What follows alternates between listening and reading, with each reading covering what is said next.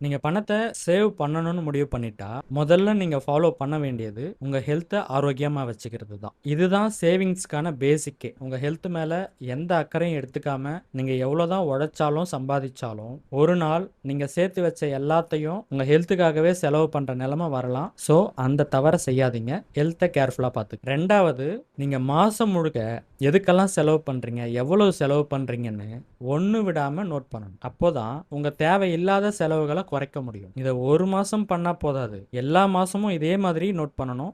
3வதா, next நீங்க எதுக்கெல்லாம் செலவு பண்ணணும்னு பிளான் பண்ணியிருந்தீங்களோ, ஒரு 5, 6 மாசத்துக்கு அத வாங்கணுங்கிற ஐடியாவ தள்ளி வைங்க. 4வது, நெறைய வீண் செலவுகள செய்வோம். உதாரணமா, அடிக்கடி அவுட் சைடு ஃபுட் சாப்பிடுறது, டீ அதிகமா குடிக்கிறது, ஸ்நாக்ஸ் அதிகமா சாப்பிடுறது, ஸ்மோக் பண்றது, ட்ரிங்க்ஸ் பண்றது, அடிக்கடி தியேட்டர் போறது, ஃபோன் ரீசார்ஜ் அதிகமா பண்றது, தேவையோ தேவையில்லையோ எல்லா ஓடிடி சப்ஸ்கிரைபையும் பண்ணி வச்சுக்கிறது, ஜிம் ஃபீஸ் மட்டும் கட்டி ஜிம்முக்கு போகாமையே இருக்கிறது, இப்படிப்பட்ட எல்லா செலவுகளையும் எந்த அளவுக்கு முடியுமோ அந்த அளவுக்கு கண்ட்ரோல் பண்ணணும். உங்க செலவுல ஒரு ரூ. 100 குறைச்சாவே அது ரூ. 200 சேவ் பண்றதுக்கு சமம்.